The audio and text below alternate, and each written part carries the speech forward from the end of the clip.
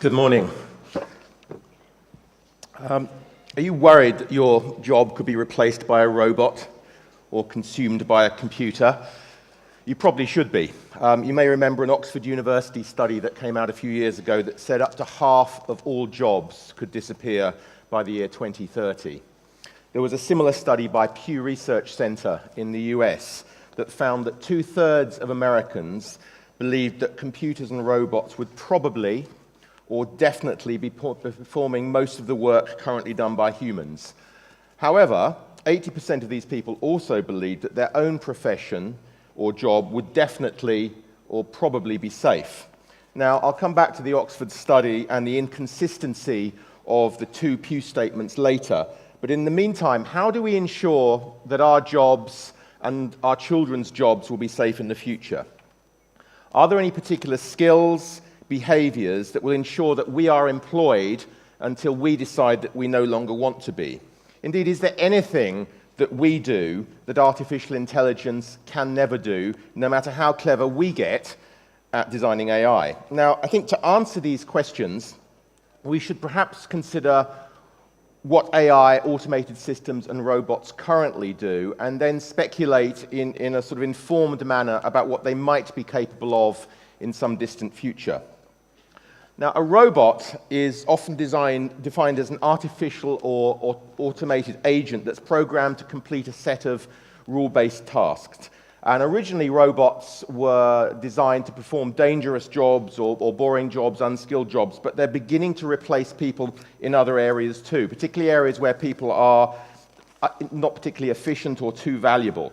Now, not surprisingly, machines like these are tailor-made for repetitive tasks such as manufacturing or for beating humans at rule-based games. A logical AI can also be taught to drive a car, which is another rule-based activity. Although, in my opinion, self-driving cars run into one very big problem, which is people who can be rather emotional, irrational, and ignore rules. Now, the key word here is logic. Robots, computers, and automated systems have to be programmed by humans with certain endpoints in mind. If X, then Y, and so on. At least that used to be true. But now machine learning means that computers can be left to program themselves. They can invent their own rules and programs based on patterns they recognize in large sets of data. In other words, machines can be taught to learn in exactly the same way that humans learn. Now, having said this, and we get very hysterical about AI and robots, and unnecessarily so in my opinion at the moment, it is extremely tricky, if not impossible at the moment, for a robot or an AI or any type of machine to make me a really good cup of coffee, let alone bring it upstairs to me where I'm lying in bed and persuade me to get out of bed and drink it when I don't want to. That's the good news. A small child of 3 or 4 years old has more general intelligence or dexterity than even the most sophisticated AI or robot that we've made. And it is not about to eat your job anytime soon, especially if it's a job that involves fluid problem solving, lateral thinking, common sense, and most of all, emotional intelligence or EQ. Now, HR, I think, is one of the safer professions in my view because HR deals with people. HR involves managing people, and in my view, you cannot manage, let alone lead people, purely with logic and numbers. Leading people, managing people, involves being aware of people's innermost emotions and beliefs. Moreover, we are moving into a world where creating products or services is not enough. It's not logical anymore necessarily. Companies must tell stories and produce good human experiences. And it's very, very hard for machines on their own to do this because this involves appealing to human hearts as well as human heads. The future will be about motivating people using stories, not just numbers, not just logic. Companies will need to be warm. They will need to be tolerant. They will need to be personable. They will need to be persuasive. And above all, ethical. And all of those things involve EQ working alongside IQ. I mean, equally, I think the world of work is moving away from a command and control structure, away from a sort of pyramidal hierarchy where bosses sit at the top and shout at people to do things or they'll fire you. Very much a military model, actually. They're moving more towards fluid networks. Leadership is becoming more about informal networks in which inspiration, motivation, collaboration, and alliance building come together for mutual benefit. People also work best, in my opinion, when they're working with people they like. And it's quite hard to see how AI is going to work in this area when so much depends on people's personality and persuasiveness. Now, I'm not for a moment saying that AI won't have a very big impact. It will. But in many cases, I think it's more a case of AI plus human, not AI minus human. AI is just a tool. And like all tools, we will use it to enhance and extend our capabilities. I mean, some jobs will go, but I think we are exaggerating just how many. Now, you can program machines to diagnose illness extremely well. You can create machines to conduct surgery, fly aeroplanes. You can get robots to teach kids maths. You can create algorithms to review case law, predict crime. But it's far more difficult for machines to convince people that certain decisions need to be taken or that certain courses of action should be followed. Being rule-based, pattern-based, or at least logic-based machines can copy, but they aren't generally capable of highly original thought, especially thoughts that speak to what it means to be human. In Holland, in the Netherlands, a while ago, somebody created a computer that studied Rembrandt, the artist. And the computer painted a new Rembrandt, or it created a new painting in the exact style of Rembrandt. It didn't copy a Rembrandt painting, it created a new one. And it was so good, it could fool an expert. But that is not the same as studying art history and inventing abstract expressionism or cubism. That requires rule-breaking and broad contextual knowledge. Now, I'm not saying that AI-created creativity that means something or strikes a chord with human beings is completely impossible, not for a second. But I think AI is pretty much stuck in a lot of areas because of a focus on the human head, not the human heart. Furthermore, without consciousness, which at the moment we struggle to describe what it is, so saying you're going to replicate consciousness is quite tricky. Without consciousness, I cannot see how anything truly beautiful or remotely threatening can ever evolve from computer code that's ignorant of broad context or human feelings. You know, it's one thing to write a machine to write poetry. It's another thing for a machine to write poetry that connects and moves human beings, that speaks to sort of the irrational, emotional, and rather messy business of being a human being. You know, what I'm really saying here is actually there is no I in AI. There's no sense of self. There's no me. There's no you. There's no us. And that's problematic.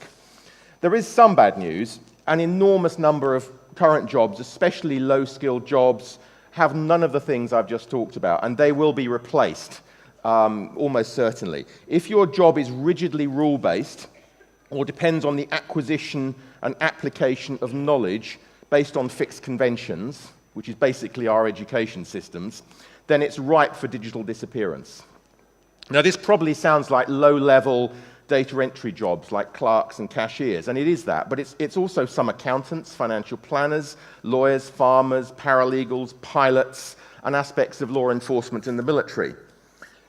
But I think there's something we're missing with this entire discussion about whether AI and robots are going to swallow our jobs, and it's something we don't hear enough about. It's something that the technology writer Nicholas Carr brought up a little while ago, and he said that the real danger of AI isn't simply AI throwing people out of work. It's the way that AI is de-skilling work and making a lot of jobs less satisfying. Now, de-skilling almost sounds fun. It sounds like something that might make work easier and more democratic. But removing the difficulty from a lot of jobs makes it more dangerous, potentially. In a sense, the problem we face going forward is not artificial intelligence, but real human stupidity enhanced by AI. Remoteness and ease, for example, can remove situational awareness, and Carr uses the example of airline pilots, and I have a friend who is an airline pilot, and he has the same concern. He is becoming a passenger in his own cockpit, So it's not only potentially removing the pilot's skill, it's removing the pilot's confidence to use his skill or her skill and experience in an emergency. And I think that is deeply, deeply problematic. Now, another important point that's worth mentioning and is widely missed in this discussion is around demographic trends. Demographic trends suggest that workforces around the world are shrinking due to declining fertility rates. And this is happening all over the world with some exceptions, or basically the exceptions are sub-Saharan Africa, bits of the Middle East and Southeast Asia. But Europe is aging very, very rapidly, for example. So unless the level of workplace automation, the use of robotics and AI is fairly significant, the biggest problem a lot of countries are going to face in the future is finding and retaining talent. So the problem isn't robots replacing workers at all. You know, this is where they're going to be extremely useful. They won't be replacing anyone directly. They'll just be taking up the slack where humans are absent or otherwise unobtainable. In a lot of places, we are on the cusp of running out of humans, and therefore we will need these robots. And you see this very much in Japan right now. I mean, if you want to go to the future, see the future, go to Japan, because a lot of it is there already. Japan is the fastest aging country on Earth. There are a lot of robots in Japan. A lot of them are there to supplement the workforce, to maintain productivity and so on. Japan is running out of younger people to look after all of the older people. So they are, in a lot of instances, companions, not adversaries. You know, they're something we use when we grow old and especially when we live alone. Now, one thing I think we do need to focus more on as well is not only work, but education. And in particular, we need to think about what it is, if anything, that AI cannot do. Now, this remains uncertain. I mean, anything about the future is uncertain, and we should always remember that. But my best guess is that skills like abstract thinking, empathy, compassion, common sense, morality, and high-level creativity, and especially matters of the human heart, will remain the domain of humans unless humans decide that these things don't matter and let them go. You know, we are in charge of AI. We are inventing this stuff. We can set the rules. We forget about that a lot as well. So consequently, our education systems, and I don't know too much about the education system in Turkey. I know it in some other countries, and I think it must be broadly similar. The education systems must move away from simply teaching people to acquire information, to acquire data, and apply it according to fixed rules. Because that is exactly what computers are so very, very good at. So at the moment, most education systems are teaching people to be redundant in the future. We need to be teaching people exactly what AI and computers are bad at, which was some of the things I spoke to earlier on. And I think to go forwards with education and society at large, education actually has to go backwards, a very, very long way backwards. It has to go back to teaching people how to think and teaching people how to live a good life. And that involves philosophers, it involves religious leaders, and so on. Now, finally, circling back to where I started, the Oxford study I mentioned at the beginning is deeply flawed in my view. Most people didn't read it. They probably saw a headline on a news channel, or it was mentioned at the World Economic Forum, all the rest of it. It is deeply flawed, but we didn't criticize it because it came out of a certain academic institution. It's too binary. They actually did use an algorithm to work out the probability of whether 700-odd jobs would disappear in the future. There's no middle ground, there's no nuance, there's no ambiguity, there's no uncertainty. Either they will exist in the future or they won't, and I don't think that's the case at all. It's just plain wrong in some instances, potentially too, in my experience. Surgeons, for example, the Oxford study said were completely safe as professions. But I work at Imperial College, amongst other places, and we've already got surgical robots that are much better than human surgeons. I've done quite a lot of work with surgeons, and they actually think their own jobs will go in the future because there won't be any surgery. The only surgery that exists in 50 years' time is probably childbirth. The rest of it's gone. We use non-invasive techniques.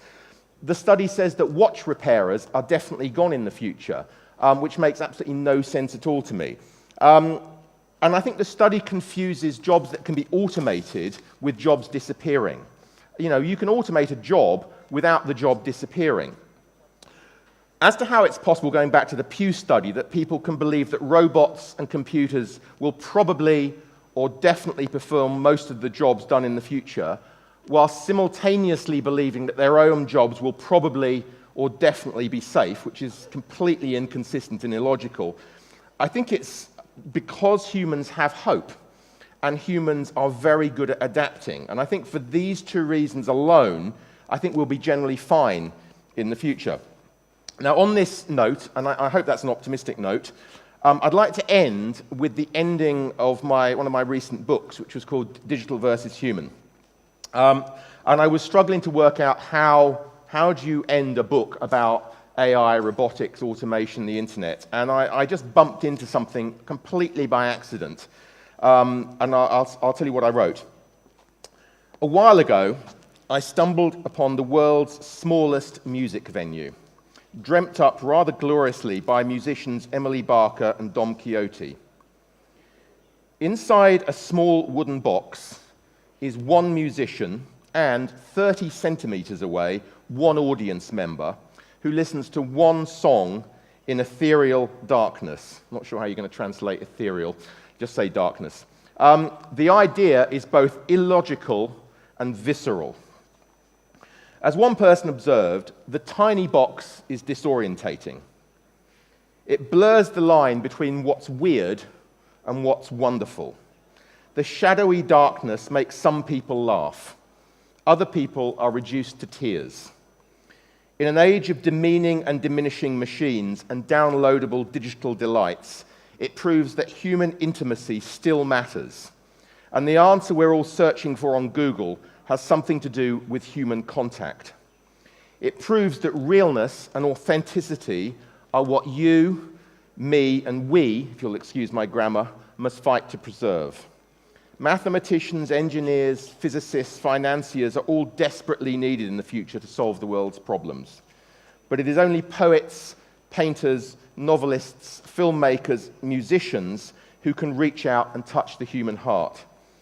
It is only they who can travel deep inside our heads and look outwards. It is only they who can answer the biggest question of all, which is us.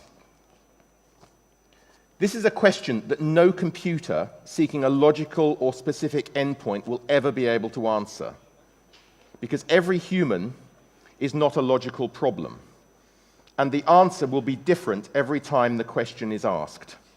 We are, whether we like it or not, on the cusp of developing technologies that will give us godlike powers. The very simple question is, what to do with this power? Who do we want to be? Thank you.